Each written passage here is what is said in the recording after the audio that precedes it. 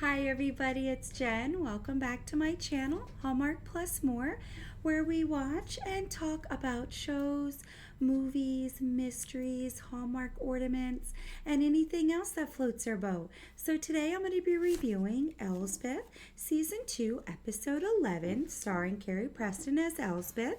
So before I get into my review, I just want to say thank you to everybody who watches and likes my videos, subscribes to my channel, leaves me comments. I appreciate you so much. So, getting into this episode, they kind of advertised, since it's Valentine's Day, that it was going to be kind of like a Valentine's episode. So, you kind of know that going in, like what are the little side stories with the characters, right? So, I was kind of looking for that. And of course, Elsbeth is wearing all red and pink. But this was definitely an interesting case for me. It starts out, you see there's like a big, almost like a screen, and it says the iris under it, and you see a guy like playing music in a little cafe, and then you see other people like waving to him, and they can't hear each other, but they can see each other. So they're all like waving to him, and he sees a woman behind them, and she's like grasping for air, like she can't breathe, and she's kind of grabbing onto the table, and she's falling down, and he's like telling the people, turn around, somebody is, needs help, she's dying. And they're all just like waving and waving. So, at first you don't know they can't talk, but it's pretty obvious when, he's not trying to talk, he's just trying to point.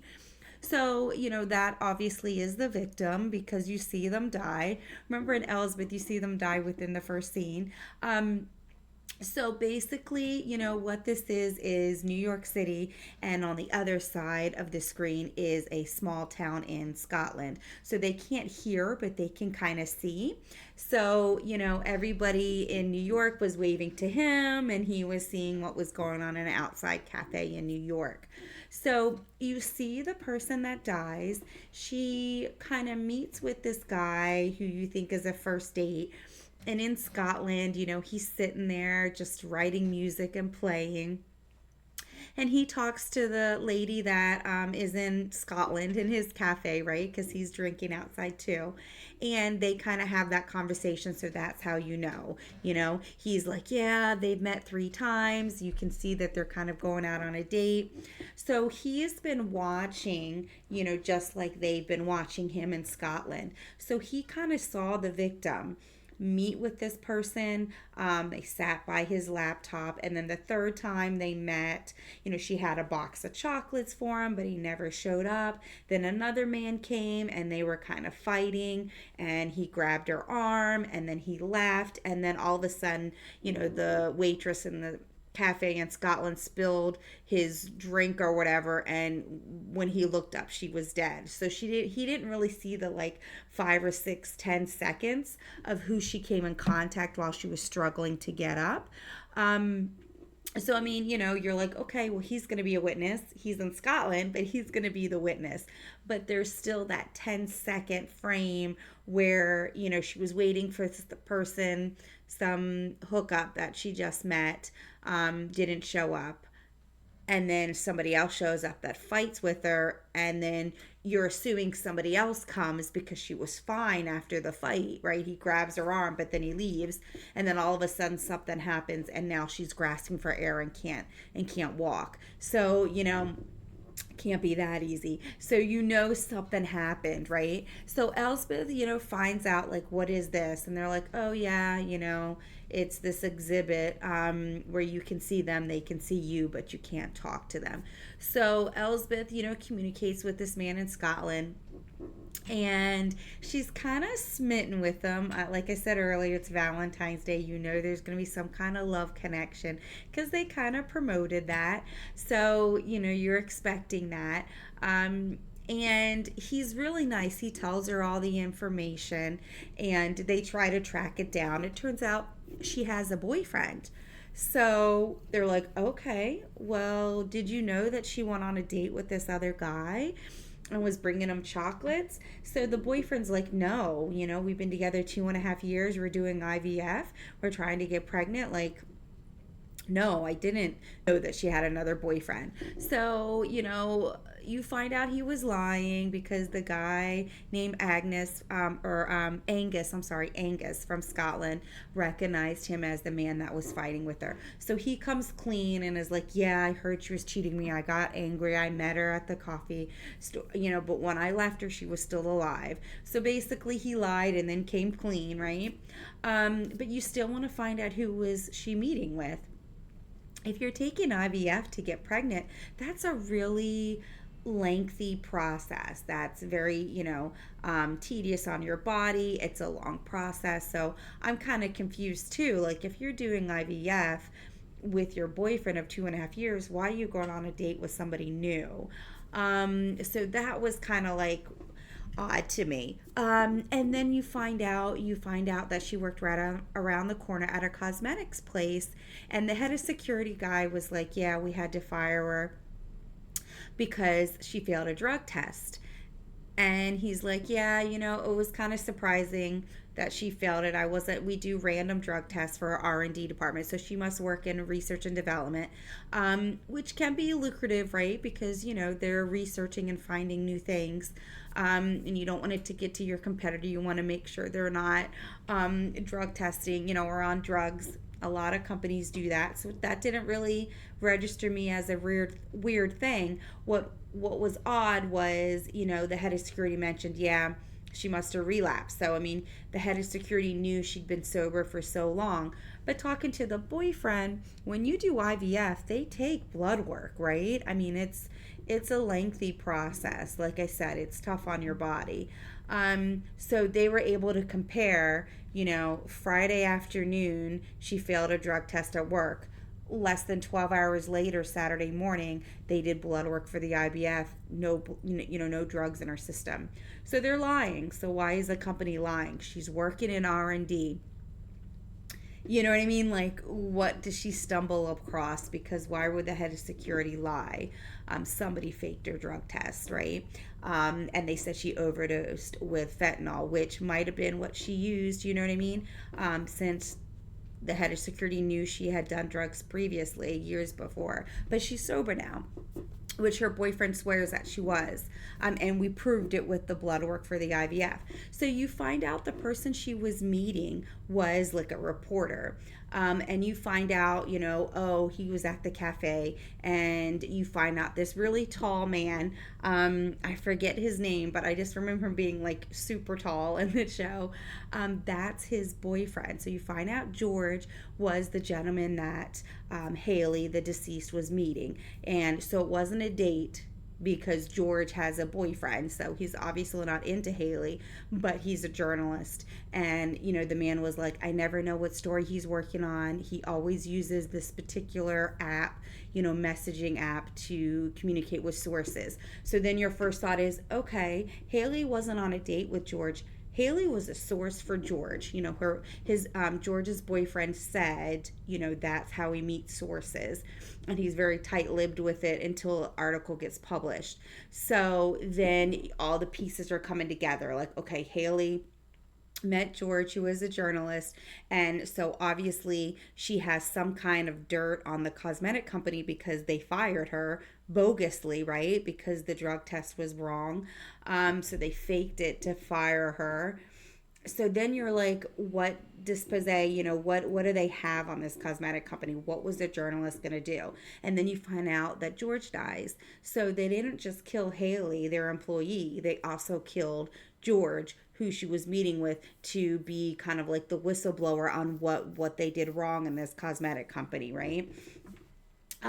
So definitely interesting. One thing that, as Elsbeth picked up on, which I totally picked up on too, the day she goes missing, right? Remember, Angus was saying she met this guy 3 times. The first time they were a little hesitant, and then they met again. The third time they met, he didn't show up, but she had like a heart-shaped chocolates, typical Valentine's Day red heart box with chocolates in it. And then when, she fights with her boyfriend, he tries to grab the chocolates, she holds on to him. And then, like I said, somebody spilled his drink in Scotland. He looks up and she's like grasping for air. But the chocolates was missing. So Elsbeth mentions that, and that was my first thought too. Where's the box of chocolates? Because we find out later it was her boyfriend fighting with her. But at the time, you're seeing this, and it's like, why are you grasping these box of chocolates? If some man is grabbing your arm and like hurting you, let the chocolates go, right? Unless there was something significant in the chocolates. So I was right there with Elsbeth, like, look, pick up on what the and Elsbeth said that, like, where did the box of chocolates go? And Kayla was like, well, it's not in evidence. Like, she doesn't have them. Because the 10 seconds that his drink spilled, whoever injected her with fentanyl took the box of chocolates, because the box of chocolates held the evidence, for the whistleblowing, or the evidence against the company. So I'm thinking all this. I'm like, who was it? The only people in the company we talked to was the head of security. And I was right, it was the head of security. So Elspeth doesn't necessarily think it's the head of security, but she goes to talk to him. And from the information, there's a funny scene where Angus didn't see it, but these two older siblings, these two sisters saw it, and they're bickering on the information. But he was wearing some kind of scarf and a mask. So when Elsbeth goes into the office and he's like, oh, I'll go get you the paperwork, you know what I mean? She looks and sees a scarf hanging up, looks in his pocket, sees the mask. So while she's in the office of the head of security guy, she's realizing he's the killer. And her phone's dead from talking to Scotland, like it, took up her battery, I'm sure, from talking to him all the time. So she's a little frantic, right? But before she went in the office, they saw the guy. So apparently what happened was Angus called, the switchboard and told him, and they were able to get into the office. Not before he tells Elsbeth what it was. He was like, what, is there something with the perfume, something with the cosmetics? And the head of security goes, well, it was the concealer. At least that's what Haley said, that there was a problem with the concealer, but she's not here anymore. So, he basically tells Elsbeth what it was. Once they break into his office, and Kayla and the captain are there, he goes, the CEOs made me do it. Like, right away, he's like ratting them out. So they're like, okay, good. Well, then, you know what? Maybe you'll get an easier sentence if you can turn them in. But, he didn't hesitate. Like, right there in his office, he's like, the CEOs made me do it. So, I definitely agree that the evidence was in the box of chocolates, and he admitted it. So, and he killed George with an overdose of fentanyl too. So, he killed them both for the same thing. So, it's just sad that they had to, when people whistleblow, when whistleblowers, I feel like everybody's like, oh yeah, I would have done the same thing in that situation. I want to think that we all would. I want to think if I see something wrong, I'm going to be that whistleblower and I'm going to tell on somebody. But it's so scary when you see these whistleblowers. They get tortured, they get killed. In this situation, the whistleblower and Haley, she got killed, but then they also killed the journalist, George, who was going to run the story. So it's dangerous, I applaud everybody who's a whistleblower, because it's not that easy. You want to do the right thing, but it's scary. So I've never been put in that situation. I don't know any secrets from any company. I don't know anything, but I just think, we need to applaud people that do that, I think, and whistleblowers, that do stuff in the government or do stuff in different companies. They get a lot of hate mail because people think they're lying. Like, I feel like we need to give them more credit, because if you're willing to, tell the truth about somebody and they're doing something wrong, that's scary. So every time I hear about these stories about whistleblowers, I'm like, I applaud them. You've got, you're doing the right thing, but not everybody would have the guts to do that. So, I always think it's sad when you see these bad things happen to whistleblowers, because they're trying to do the right thing. And most of the time, I mean, that's why it's a whistleblower in the first place, because a lot of people just take the hush money or are scared to speak up. So, the people that do, we really need to make sure we don't judge them because that's difficult to do. She's standing up for what she saw was something wrong. She was telling a journalist to try to make it right, and they both get killed. So, it's definitely sad to see when people try to do the right thing and it just doesn't work out for them. Um, After that incident, since Angus actually called the switchboard and told them that, that they saw the person and described it, and they were able to save Elsbeth since she was already in his office. She goes back to the iris, that screen where you're able to see, and it's Valentine's Day. So, like I said earlier, she's kind of smitten with him, right? She talks to him. He compliments her clothes. So, like, I was like, oh, this guy's so nice. And he's like, I write my own music. So, Elsbeth looks him up online, plays his songs, very soothing. She likes the music. She's got her dog in her apartment. She's fallen asleep lying on the couch listening to his music. So I'm like, she really feels like she has a connection with him. So after the case is done, she goes back and he doesn't show up. So then she goes back the next day on Valentine's Day, like hoping to see him, because she's calling him and it just keeps going to voicemail. So I'm thinking, well, he's not picking up because he's coming to New York. Because he said he's never been to New York. He's always wanted to go. And like I say, him and Elsbeth are real smitten. So I kind of expected that. I'm like, okay, he calls a switchboard because he can't get a hold of Elsbeth. Her phone's dead. And she goes back and he's gone. And I'm like, he got on a plane. He's going to go to New York. And I was right. The reason I kept going to voicemail is, and he's, she's sitting there. It's Valentine's Day night. It's dark out. Nobody's around. And you just hear a guitar playing.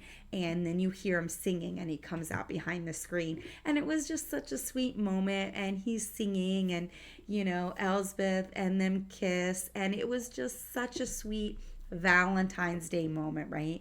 I love Elsbeth. I want her to be happy. I think she's just a quirky, really nice, trying to do the right thing person.